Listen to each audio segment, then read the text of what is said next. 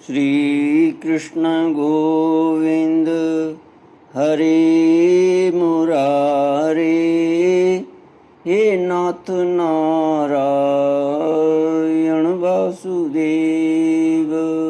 श्री कृष्ण गोविंद हरे मुरारे, हे नाथ नारायण वासुदेव। ओम नमो भगवते वासुदेवाय। ओम नमो भगवते वासुदेवाय।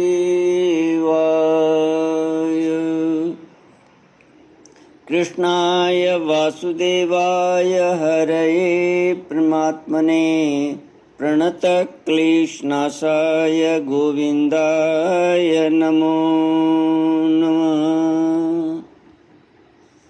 सच्चिदानन्दरूपाय विश्वोत्पत्त्यादिहेतुवे तापत्रयविनाशाय श्रीकृष्णाय वयं नमः। सच्चित आनंद स्वरूप परमात्मा जो सृष्टि के उत्पत्ति, पालन और संहार करता है तथा जीवों के आध्यात्मिक, आदि दैविक, आदि भौतिक तापों को नष्ट करने वाले हैं अर्थात जीवों के मानसिक, शारीरिक और भौतिक दुखों को दूर करने वाले हैं, उन श्री कृष्ण भगवान को हम नमस्कार करते हैं। श्री कृष्ण गोविंद हरे मुरारे, हे नाथ नारायण वासुदेव। श्रीमद्भागवत षष्ठ स्कंद षोडशोऽध्यायः श्लोक 34 से।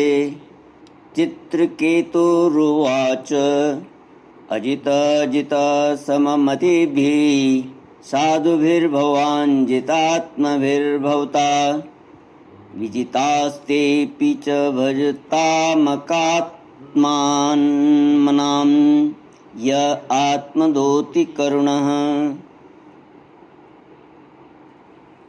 श्री कृष्ण गोविंद हरे मुरारे, हे नाथ नारायण वासुदेव।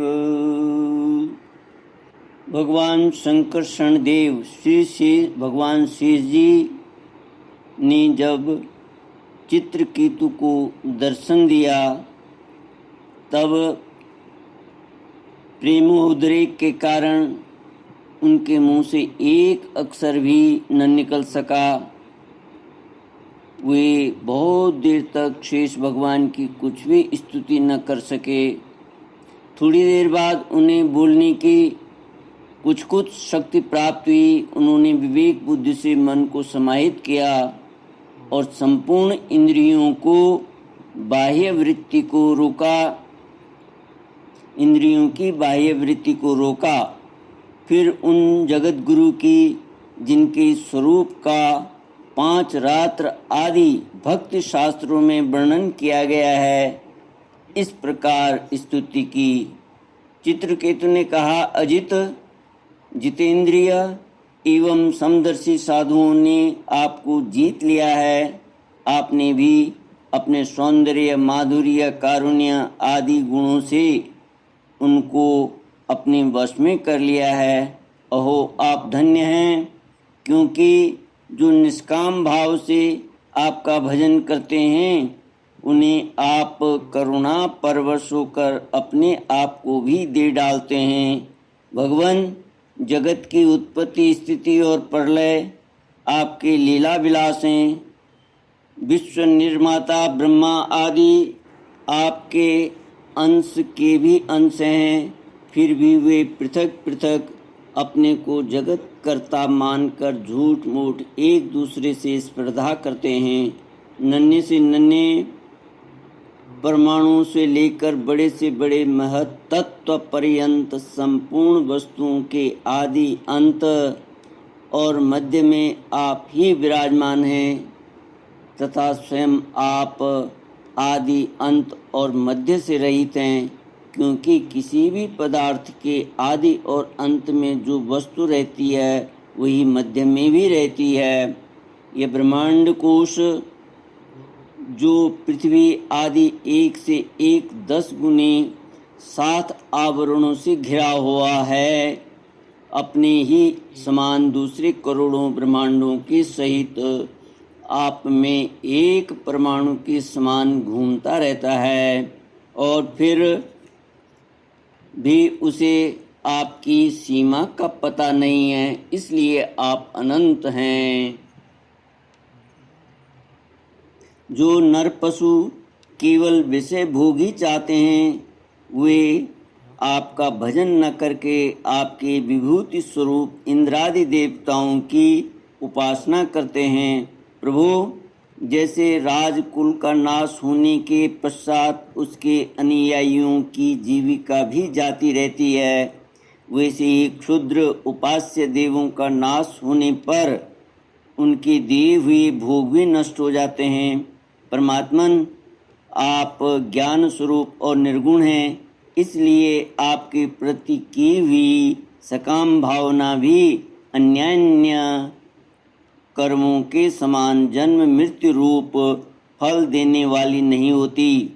जैसे भुने हुए बीजों से अंकुर नहीं उगते, क्योंकि जीव को जो सुख दुख आदि द्वंद्व प्राप्त होते हैं वे सत्वादि गुणों से ही होते हैं, निर्गुण से नहीं।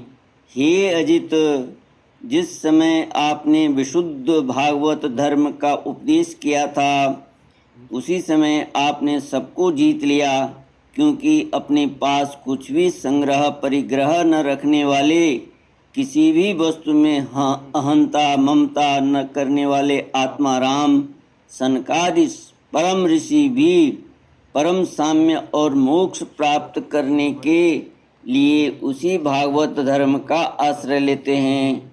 वह भागवत धर्म इतना शुद्ध है कि उसमें सकाम धर्मों के समान मनुष्यों की वह विषम बुद्धि नहीं होती कि यह मैं हूँ, यह मेरा है, यह तू है और यह तेरा है। इसके विपरीत जिस धर्म के मूल में ही विषमता का बीज बो दिया जाता है वह तो अशुद्ध नाशवान और अधर्म बहुल होता है। सकाम धर्म अपना और दूसरे का भी अहित करने वाला है, उससे अपना या पराया किसी का कोई भी प्रयोजन और हित सिद्ध नहीं होता। प्रत्युत सकाम धर्म से जब अनुष्ठान करने वाले का चित्त दुखता है तब आप रुष्ट होते हैं, और जब दूसरे का चित्त दुखता है तब वह धर्म नहीं रहता, अधर्म हो जाता है। भगवान, आपने जिस दृष्टि से भागवत धर्म का निरूपण किया है वह कभी परमार्थ से विचलित नहीं होती। इसलिए जो संत पुरुष चर अचर समस्त प्राणियों में समदृष्टि रखते हैं वे ही उनका सेवन करते हैं।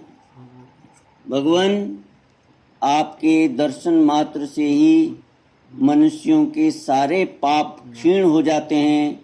यह कोई असंभव बात नहीं है, क्योंकि आपका नाम एक बार सुनने से ही नीच चांडाल भी संसार से मुक्त हो जाता है। भगवान, इस समय आपके दर्शन मात्र से ही मेरे अंतःकरण का सारा मल धुल गया है, सो ठीक ही है, क्योंकि आपके अनन्य प्रेमी भक्त देव ऋषि नारद ने जो कुछ कहा है वह मिथ्या कैसे हो सकता है। हे अनंत, आप संपूर्ण जगत के आत्मा हैं, अतएव संसार में प्राणी जो कुछ करते हैं वह सब आप जानते ही रहते हैं। इसलिए जैसे जुगनू सूर्य को प्रकाशित नहीं कर सकता, वैसे ही परम गुरु आपसे मैं क्या निवेदन करूं। भगवान, आपकी ही अध्यक्षता में सारे जगत की उत्पत्ति, स्थिति और प्रलय होते हैं। कोई योगी जन भेद दृष्टि के कारण आपका वास्तविक स्वरूप नहीं जान पाते। आपका स्वरूप वास्तव में अत्यंत शुद्ध है। मैं आपको नमस्कार करता हूँ। आपकी चेष्टा से शक्ति प्राप्त करके ही ब्रह्मा आदि लोकपाल गण चेष्टा करने में समर्थ होते हैं। आपकी दृष्टि से जीवित होकर ही ज्ञानेंद्रियां अपने अपने विषयों को ग्रहण करने में समर्थ होती हैं।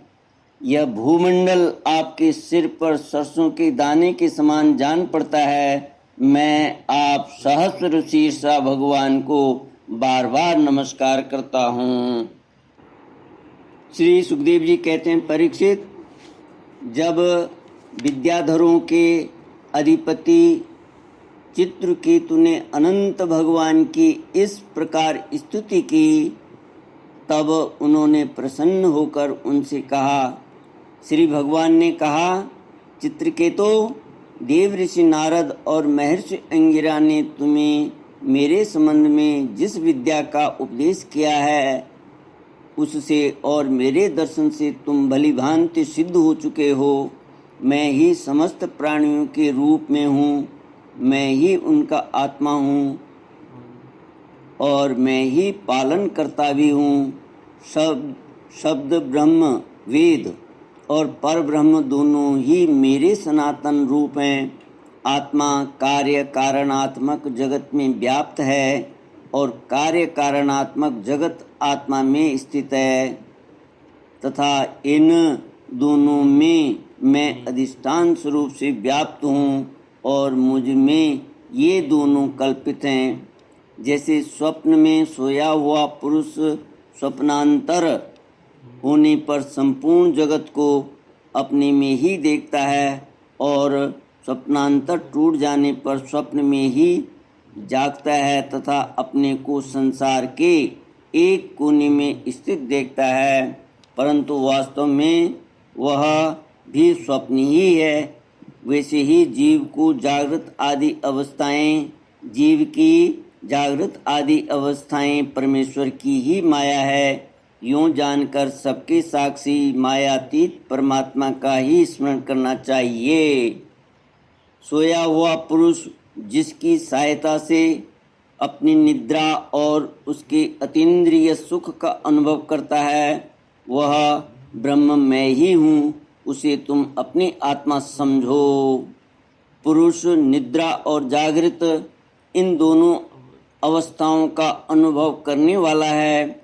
वह उन अवस्थाओं में अनुगत होने पर भी वास्तव में उनसे पृथक है। वह सब अवस्थाओं में रहने वाला अखंड एक रस ज्ञान ही ब्रह्म है, वही पर ब्रह्म है। जब जीव मेरे स्वरूप को भूल जाता है, तब वह अपने को अलग मान बैठता है। इसी से उसे संसार के चक्कर में पड़ना पड़ता है और जन्म पर जन्म तथा मृत्यु पर मृत्यु प्राप्त होती है। यह मनुष्य योनि ज्ञान और विज्ञान का मूल स्रोत है। जो उसे पाकर भी अपने आत्मस्वरूप परमात्मा को नहीं जान लेता, उसे वह कहीं किसी भी योनि में शांति नहीं मिल सकती। राजन, सुखदेव जी कहते हैं, राजन, सांसारिक सुख के लिए जो चेष्टाएं की जाती हैं उनमें भ्रम है, क्लेश है, और जिस परम सुख के उद्देश्य से वे की जाती हैं उसके ठीक विपरीत परम दुख देती हैं। किंतु कर्मों से निवृत्त हो जाने में किसी प्रकार का भय नहीं है। यह सोचकर बुद्धिमान पुरुष को चाहिए कि किसी प्रकार के कर्म अथवा उनके फलों का संकल्प न करे। जगत के सभी स्त्री पुरुष इसलिए कर्म करते हैं कि उन्हें सुख मिले और उनका दुखों से पिंड छूटे, परंतु उन कर्मों से न तो उनका दुख दूर होता है और न उन्हें सुख की ही प्राप्ति होती है। जो मनुष्य अपने को बहुत बड़ा बुद्धिमान मानकर कर्म के पचड़ों में पड़े हुए हैं, उनको विपरीत फल मिलता है। यह बात समझ लेनी चाहिए। साथ ही यह भी जान लेना चाहिए कि आत्मा का स्वरूप अत्यंत सूक्ष्म है। जागृत, स्वप्न, सुषुप्ति इन तीनों अवस्थाओं तथा इनके अभिमानियों से विलक्षण है। यह जानकर इस लोक में देखे और परलोक के सुने हुए विषय भोगों से विवेक बुद्धि के द्वारा अपना पिंड छुड़ा ले और ज्ञान तथा विज्ञान में ही संतुष्ट रहकर मेरा भक्त हो जाए। जो लोग योग मार्ग का तत्व समझने में निपुण हैं, उनको भली भांति समझ लेना चाहिए कि जीव का सबसे बड़ा स्वार्थ और परमार्थ केवल इतना ही है कि वह ब्रह्म और आत्मा की एकता का अनुभव कर ले। राजन, यदि तुम मेरे इस उपदेश को सावधान होकर श्रद्धा भाव से धारण करोगे तो ज्ञान एवं विज्ञान में संपन्न होकर शीघ्र ही सिद्ध हो जाओगे। श्री सुखदेव जी कहते हैं, राजन, जगत गुरु विश्वात्मा भगवान श्री हरि चित्रकेतु को इस प्रकार समझा बुझाकर उनके सामने ही वहां से अंतर्धान हो गए। श्री कृष्ण गोविंद हरि मुरारी, हे नाथ नारायण वासुदेव। इति श्रीमद्भागवते महापुराणे पारमहंस्यां संहितायां षष्ठस्कन्धे चित्रकेतो परमात्मदर्शनं नाम षोडशोऽध्यायः। ॐ पूर्णमदः पूर्णमिदं पूर्णात् पूर्णमुदच्यते पूर्णस्य पूर्णमादाय पूर्णमेवावशिष्यते। ॐ शान्ति शान्ति शान्तिः। हरिः ॐ श्री गुरुभ्यो नमः। हरिः ॐ।